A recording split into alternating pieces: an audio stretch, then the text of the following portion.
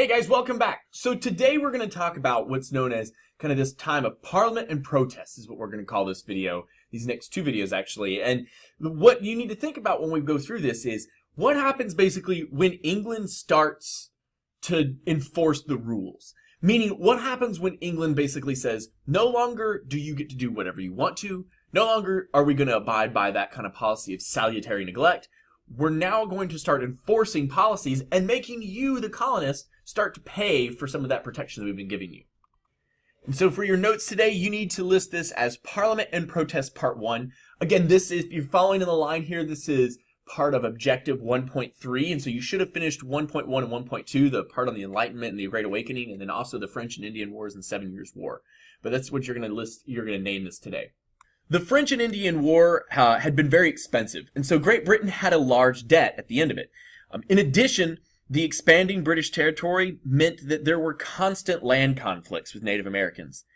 England even sent a standing army to America to protect the colonists, and those troops, they had to be paid too.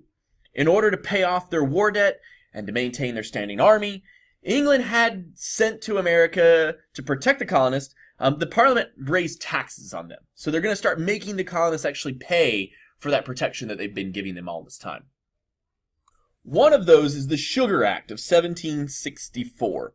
And it actually surprisingly lowered taxes on something called molasses, which was used to be able to make rum and other types of sugary drinks or other kinds of, like maple syrup, for instance. That was brought into the colonies, and it hoped to minimize actually the amount of smuggling that had been going on.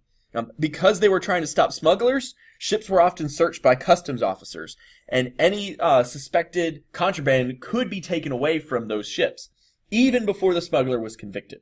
So even if they thought it was contraband, they might take your items, and even if you were convicted, or if you had gone to jail and were found to be not guilty, you still lost those items. Colonists believed that the Sugar Act violated their legal rights as British citizens by denying them the right to trial.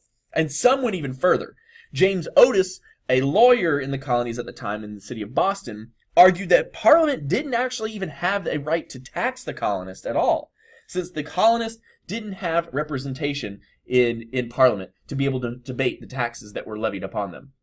So Parliament actually goes one step further. In 1765, the Stamp Act was passed, and that any printed paper goods, including legal documents, had to be taxed and have a stamp proving that that the tax had been paid. The Stamp Act was the first direct tax on individual colonists.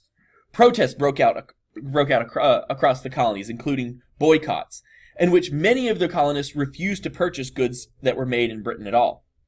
That October, the Stamp Act Congress, with representatives from 9 different colonies, they actually met in New York. They wrote a petition explaining how the Stamp Act was a violation of their natural and political rights. In March of 1766, at the urging of the British merchants who had been hurt by the boycott, Parliament actually repealed the Stamp Act. But on the same day, they issued something known as the Declaratory Act, which basically reasserted Parliament's power to tax the colonists as they pleased. So they're going to get rid of one tax, but then they're actually going to pick up another one in the future, but they're going to say, we're going to get rid of this tax, but you know what though, from here on out, we have the right to tax you because of this new act. So in response to the Stamp Act, in response to the Sugar Act, a Boston lawyer, Samuel Adams, he kind of comes to the forefront, and he actually agrees with James Otis.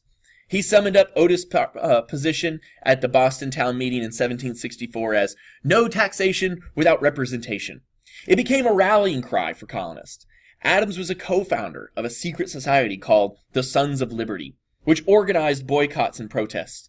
Some of them even ended up turning out to be violent. Many women formed what was known as Daughters of Liberty, urging Americans to use homemade rather than imported cloths and household goods. This was the first political involvement many women had in America.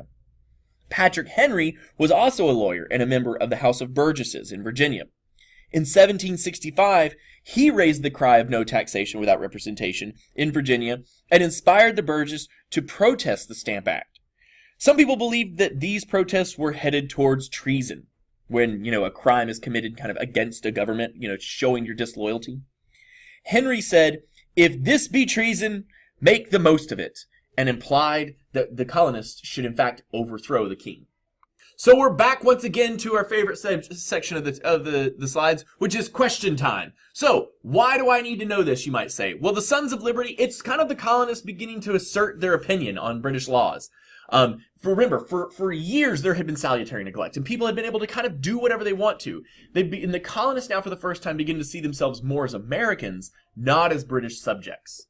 Why are the Stamp and the Sugar Act so important? Because on the flip side, for the first time, Britain really began to tax the colonies. It brought about the famous line, "No taxation without representation," which is still even used today. For instance, Washington, D.C. is not a state, but it's also not, kind of an independent area.